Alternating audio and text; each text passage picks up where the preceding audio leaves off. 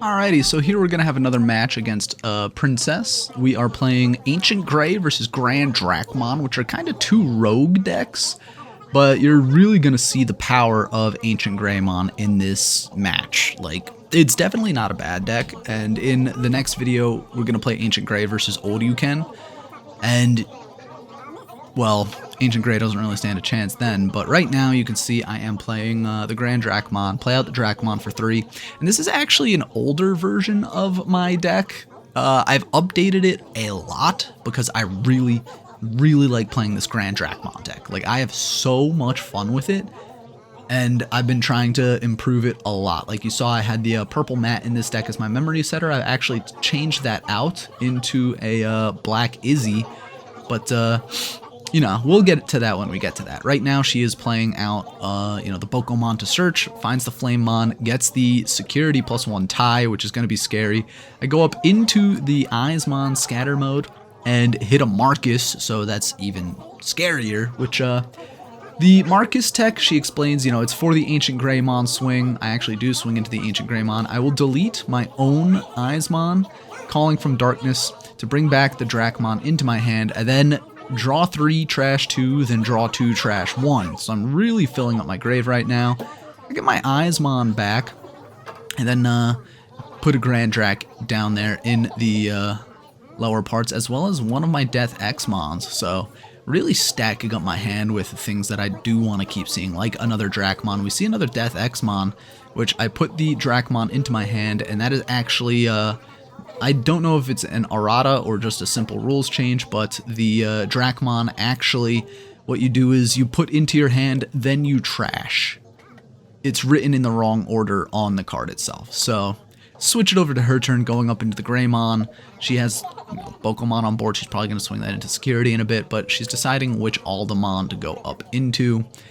And, I mean, she's got good options. She could swing with that Greymon and get an extra memory from Marcus. I don't have a setter on board right now, but that's not exactly what you want to be doing with that level 4 Greymon in particular. You want it to just be your inheritable for an extra security, which kind of replaces the fact that it's not a hybrid under Ancient Grey, because Ancient Grey gets +1 security for each hybrid underneath it, so that's like, hey, I'm a hybrid kind of thing.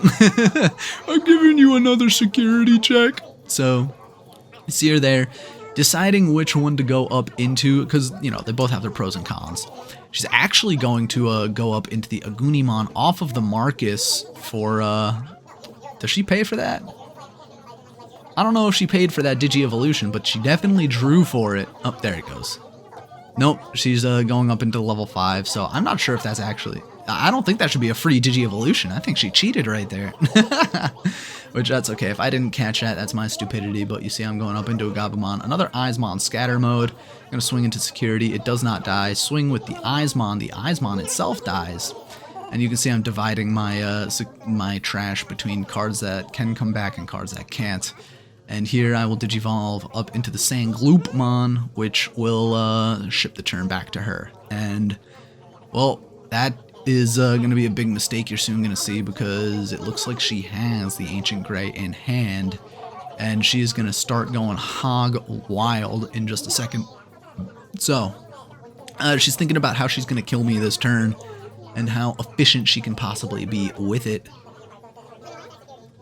So she's going to give me 1 memory to go up into another level 5. Reading its effects, I don't exactly know what it does because I'm not the one that plays this deck, but I probably should know what it does because I'm the one playing against it. Then she is going to use, that's not a delicate plan, but it is going to give her an additional +1 security on that level 5. So she's going to swing in and kill the Eismon, actually. So I get my, you know, I get my good stuff. She is down to, I think that's only 1 or 2 security there. But then she's going to swing in because it is piercing for like 5 checks, and that's the game. She didn't even need to go up into the Ancient Greymon. So, you know, having that piercing, swinging through the Eismon just for a little bit of extra value, 4 checks, and then Boko for game. Like, bruh.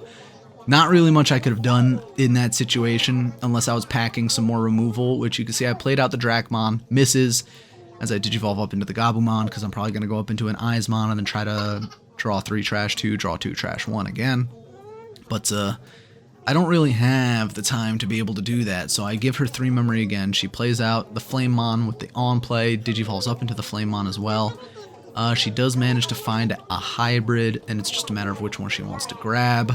The Agunimon or the Flamemon.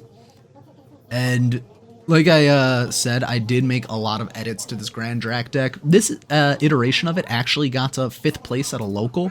If I didn't tie against security control, because, you know, we finished game 2 as the time ran out for the round, so it was annoying. But if I won that game instead, I would have been tied for 2nd. But, you know, 5th place out of 15 with a rogue Grandrac deck is pretty good on its own. But you're quickly going to see why I made a lot of changes to it, because game 1 just got 1 shot while I'm trying to set up. Game 2, you can see I have a very slow start. I called from the grave to get back my Grandracmon and then play it out again because I'm really struggling to find cards to put into my hand and digivolve up from. So I'm going to trash the Dracmon and put the level 4 into my hand, which you kind of don't want to take a waiting move like that, because now she's going to push up, and even though it's just a level 3 and a level 4 on board, this is still very scary because at any moment she can go up into that level 4 swing, and then it's an Ancientgreymon hitting you for 5 checks, you know? So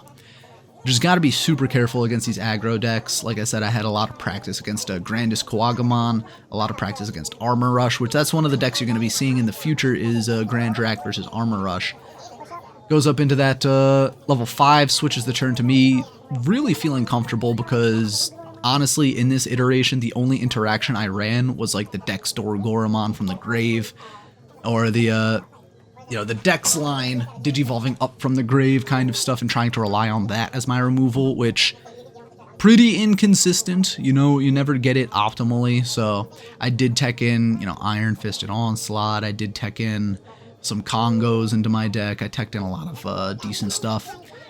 Right here, she's just going to keep setting up as well. She actually goes up into the Ancient Grey, ships the turn to me, and now, well, if I don't have an answer for that Ancient Grey, I am just going to die. So what can I realistically do here? And the answer is not much. Like, I'm pretty sure she just has the game at this point. I just go up into the 1 memory. She's going to push up. She has, you know, 3 attackers. One of them is Ancient Grey, which is going to check for 1, 2, 3, 4 checks. So unless I have my DeathX in security to kill it or, you know, something, there really isn't much I can do here. And again, that's why I added a bunch more option cards, a bunch more interaction. So this is definitely not the best look for my Grandrac deck, but again, it actually did perform pretty well at a locals. I only lost to Beelzemon Blast Mode, funnily enough. The Jack Raid, I gained 2 memory. Or actually, I forgot to do the security effect of Jack Raid. So, you know, that game might have been extended by a little bit, but it is whatever. I was gonna lose anyway, let's be real, because, you know, she still had more attackers on board. And there was realistically nothing in my deck that could have prevented me or prevented her from winning at that point. So just not too good of a showing for that Grandrac right there. As you can see, I'm pulling out the Alphamon deck for the next video. Be sure to look forward to that, and I will catch you cats later.